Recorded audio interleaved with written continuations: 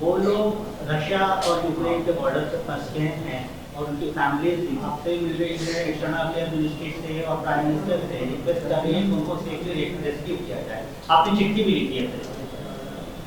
तो हमारे जैसा आपने कहा है कि हमारे देश के 12 के करीब लड़के जिनको धोखा देकर, नौकरी का धोखा देकर इनको रशिया लेकर गए और वहाँ पर एजेंट्स ने इनको कहा कि सिक्योरिटी में काम करना है, बिल्डिंग की सिक्योरिटी में, और उसके बाद इनको धोखा देकर ले जाकर वॉर फ्रंट पर रशिया यूक्रेन की जहाँ जंग हो रही है वहाँ पर इनको लेकर चले गए। और इसमें तेलंगाना के 2 लड़के हैं, कर्नाटका गुलबर्गा के 3 लड़के हैं, गुजरात का एक लड़का है हेमल अश्विन भाई, कश्मीर के 2 हैं और काशगंज उत्तर प्रदेश का एक है। इन पीड़ित परिवार के ज़िम्मेदारों ने मुझसे मुलाकात की तो मैंने दिसंबर के महीने में हमारे फॉरेन अफेयर्स मिनिस्टर जनाब जयशंकर साहब को लेटर लिखा। फिर हमारे भारत के जो एम्बेसडर रशिया में हैं उनको मैंने लेटर लिखा और इनके फैमिलीज़ बहुत परेशान हैं। और जो एजेंट्स हैं, इन एजेंट्स ने, एक एजेंट तो बैठा हुआ है दुबई में और उसका नाम है फैसल ख़ान और बाबा व्लॉग्स के नाम से वो एक चलाता है। फिर एक सूफियान है, ये मुंबई का है, और एक पूजा है, ये भी मुंबई की है। इन तीनों ने इन बेरोज़गार नौजवानों की बेरोज़गारी का फ़ायदा उठाकर इनको धोखा देकर रशिया भिजाकर इनको वहाँ पर यूक्रेन की जंग के मैदान में पहुँचा दिया। और जो इंडिया के एजेंट रशिया में है, रमेश उसका नाम है, और एक मोइन है। तो मैं भारत सरकार से, ख़ास तौर से हमारे देश के वज़ीर आज़म जनाब मोदी साहब से, हमारे फॉरेन मिनिस्टर जनाब जयशंकर साहब से ये रिक्वेस्ट करता हूँ कि वो रशिया की हुकूमत से बातचीत करके इन 12 नौजवानों को सेफली वापस भारत को बुलाएं। इनके परिवार के लोग बहुत परेशान हैं। उन लड़कों ने अपना वीडियो भी जारी किया कि कैसे उन पर कई मरतबा जंग के मैदान में उनको छोड़ दिया गया, फायरिंग हुई उनके ऊपर, और उसमें से एक उनके साथी जो लड़का था उसकी हत्या भी हो गई, उसका कत्ल हो गया।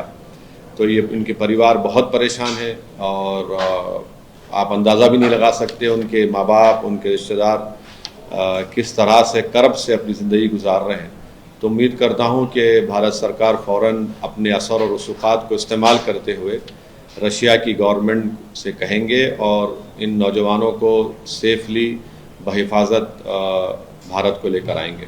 सर, ये जो पूरा रैकेट है एजेंट्स के द्वारा यूट्यूब और सोशल मीडिया के द्वारा ऐसे यूज किया जा रहा है, यूज करके लालच देकर बेरोजगार युवाओं को भेजा जा रहा है जंग के मैदान में, इसके ऊपर भी आप चाहेंगे कि मिनिस्ट्री गवर्नमेंट ऑफ इंडिया कोई एक्शन हो? नहीं, ये सबसे पहली बात यह है कि ये जो एजेंट दुबई में बैठा है, अगर वो भारत का शहरी है तो हम आराम से, क्योंकि दुबई यूएई भारत का एक हमारा स्ट्रेटेजिक पार्टनर है, हम इसको वहाँ से बुला सकते हैं। और ये जो सूफियान और पूजा हैं, इनको भी अगर ये भारत में है तो इनको फ़ौरन इनके ऊपर एक्शन लेना चाहिए। और दूसरा है कि जो रशिया में जो ये भारत के एजेंट बैठे हैं रमेश और मोइन, इनको भी हम रशिया की गवर्नमेंट से बात करके इनको एक्सट्राडिट करें।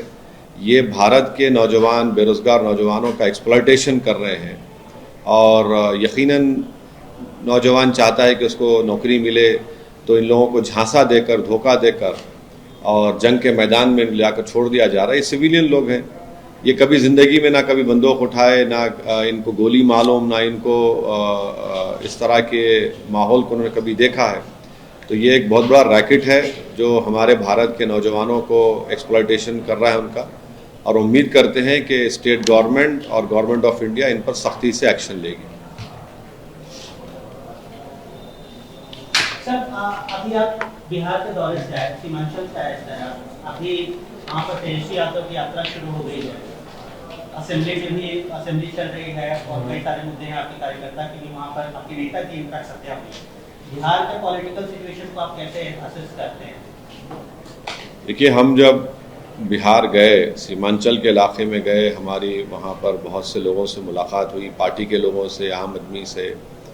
और सीमांचल का इलाका जो है वो एक बहुत बड़ा एक रूरल इलाका है, तो वहाँ पर हमने देखा कि वहाँ की जनता में बड़ा गम और गुस्सा है।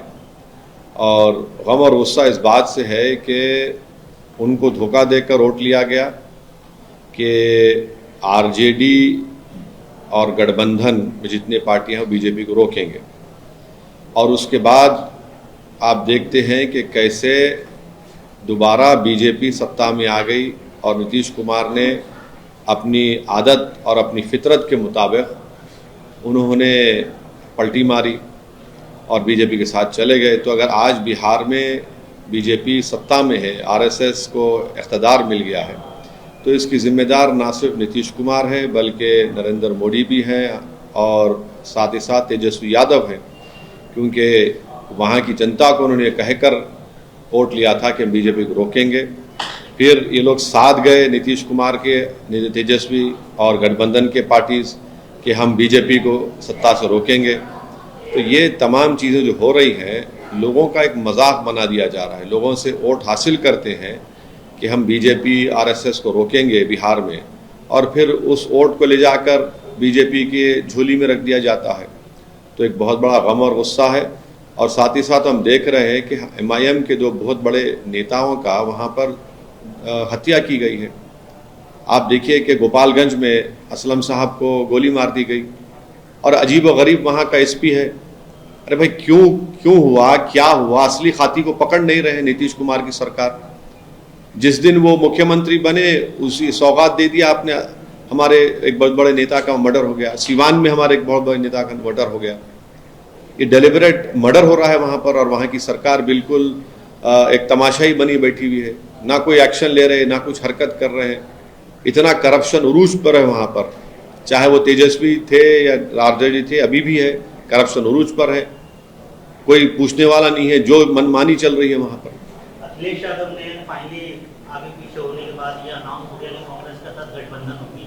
आप यूपी में पिछला इलेक्शन लड़े थे, इस बार भी जाएंगे, और इस गठबंधन पे चाहे बिहार हो चाहे यूपी हो या फिर महाराष्ट्र में गठबंधन की बात हो, इस पूरे गठबंधन को कैसे देख रहे हैं? क्या बीजेपी को रोकने के लिए सक्षम होंगे?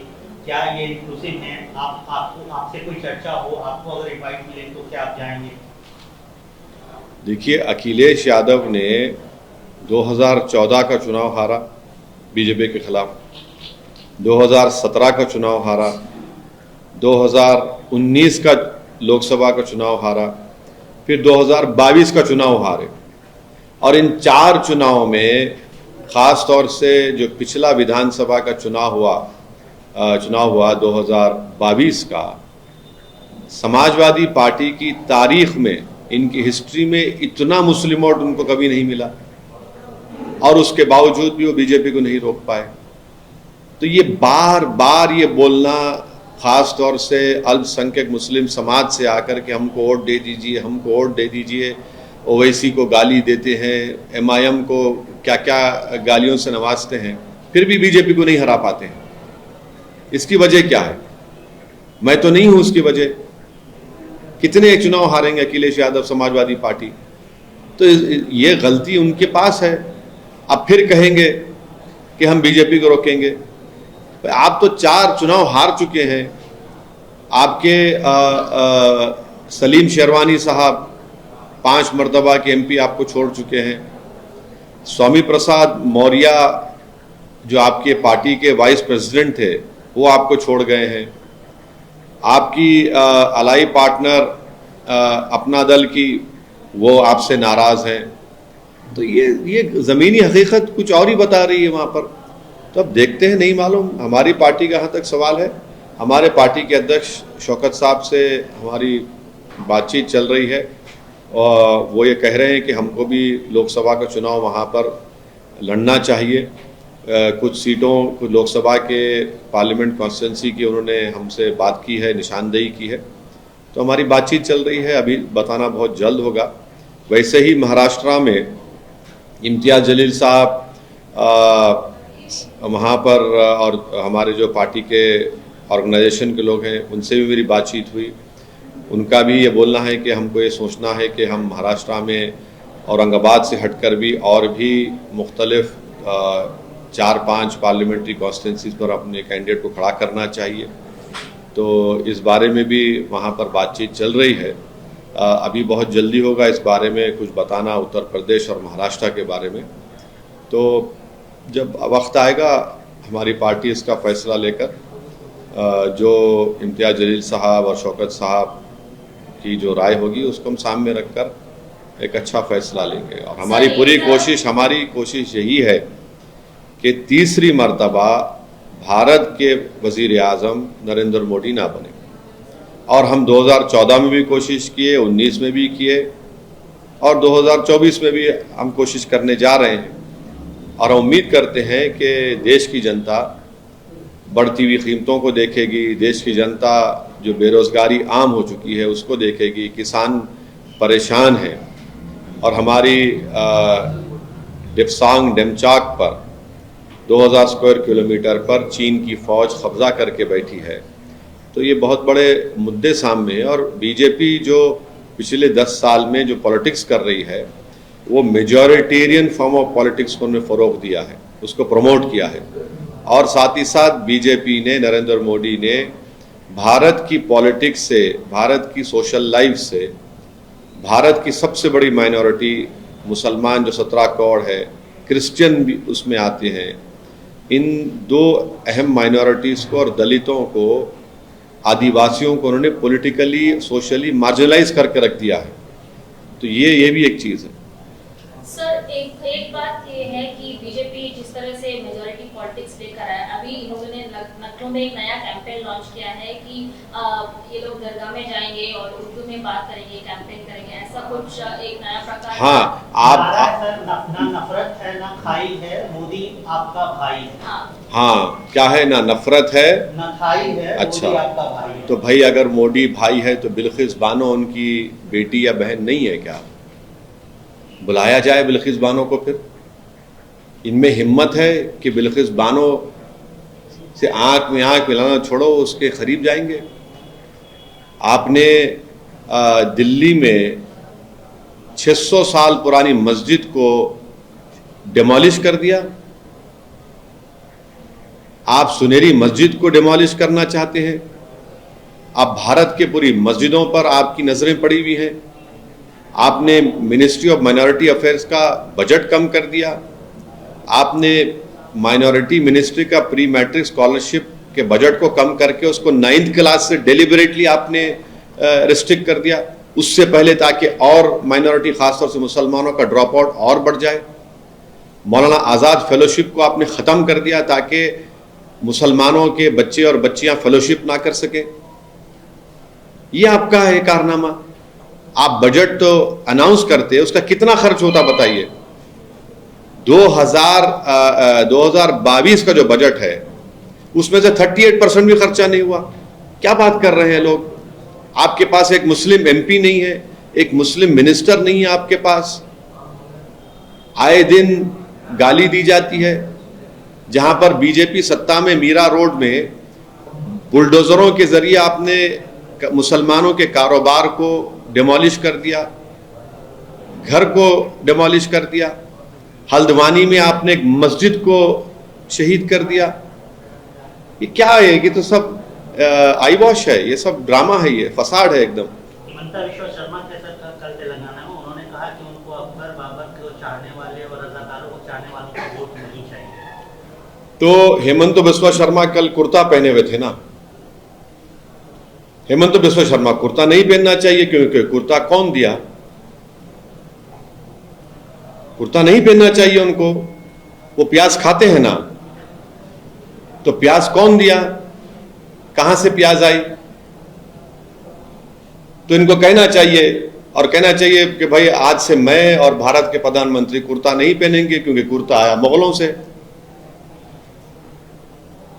अब आप जाकर देश को आप बोलते हैं कि हम क्या बोलते हैं, आगे की सोच रहे हैं, फ्यूचर की सोच रहे हैं। आप 600 साल पुरानी बात करते हैं। अच्छा, फिर ये अकबर का भी नाम लिया उन्होंने। जो कॉन्स्टिट्यूशन की किताब पहली बनाई गई उसमें अकबर की भी फोटो है, क्या करेंगे उसको? जो फोटो डाले वो इस महाशय से ज्यादा अक्लमंद थे और वो दल बदल नहीं करते थे। संविधान बनाकर उन्होंने इस देश को दिया, उसमें अकबर की फोटो डाली। तो ये सिर्फ नफरत की राजनीति करना चाहते हैं। और हम जो है भारत के 17 करोड़ मुसलमान मुगलों के स्पोक्स पर्सन नहीं है हम, मगर हिस्ट्री है, हिस्ट्री को कैसे आप डिनाई कर सकते बताइए?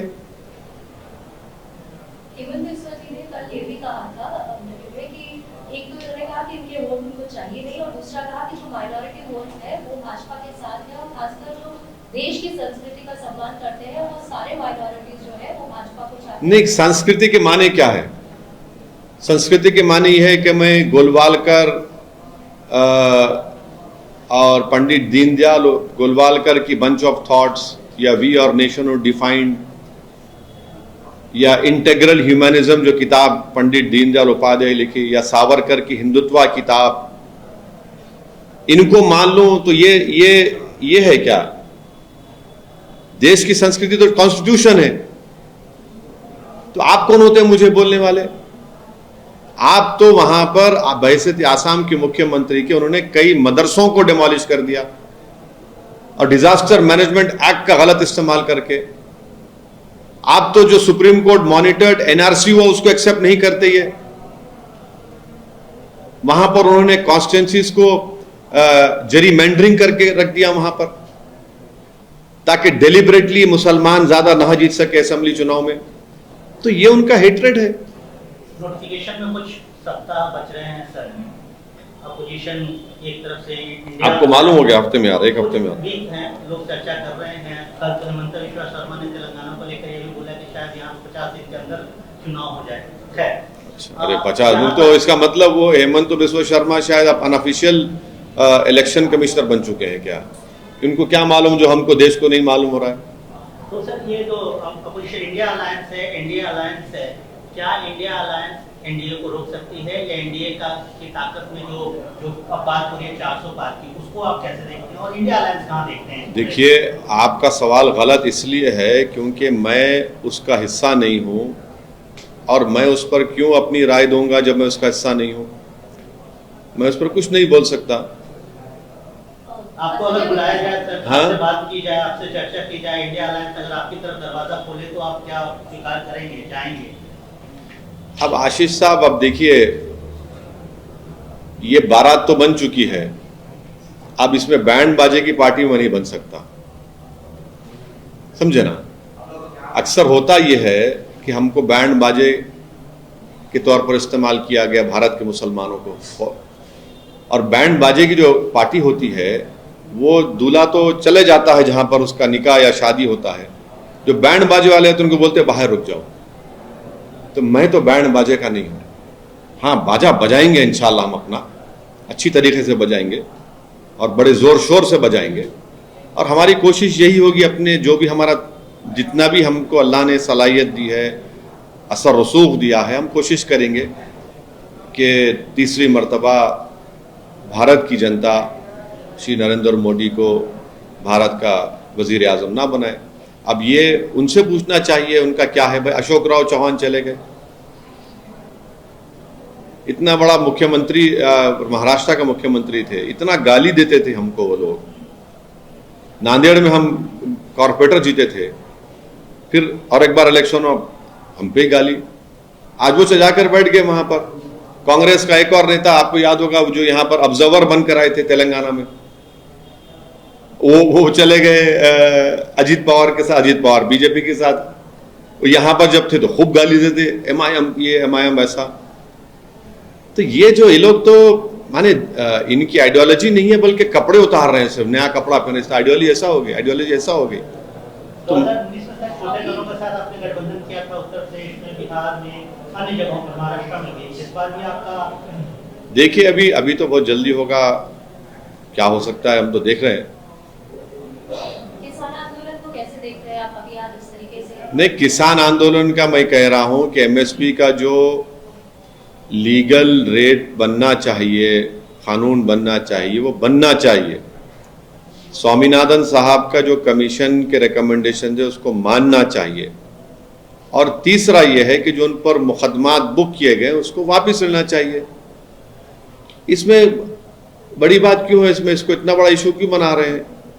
और चौथी बात यह कि पैलेट गन क्यों इस्तेमाल किया जा रहा है उनके ऊपर? ये क्या है भाई, पैलेट गन आप इस्तेमाल करके उनको अंधे कर देंगे आप? ये किसान है जो हम सबको खाना खिलाता है। संदेश खरीदने की राय रखते हैं? आपकी राय तो अलग है, आप लोग तो उसको ऐसा दिखा रहे हैं कि मुसलमान जिम्मेदार है उसका। आप लोग ये नहीं दिखा रहे हैं कि वो जो क्रिमिनल है उसके दो साथी कौन है, मुसलमान है। एक गलती हुई है, हम यकीनन उसमें जो खवातीन का, महिलाओं का एक्सप्लॉयटेशन जो हुआ इसका कंडेम करते हैं, मगर इसको आप हिंदू मुस्लिम करके दिखा रहे हैं। क्यों हिंदू मुस्लिम करके दिखा रहे हैं आप? यकीनन वहां की गवर्नमेंट का एक फेलियर है, बट उसको भी आप कम्युनल कलर दे रहे हैं। वो जो मेन एक्यूज्ड है, जो अभी फरार है, उनके दो साथी तो मुसलमान नहीं है ना। उसको हम जो भी अगर एक्सप्लॉयटेशन हुआ है उसका पूरी ताकत से हम कंडेम करते हैं।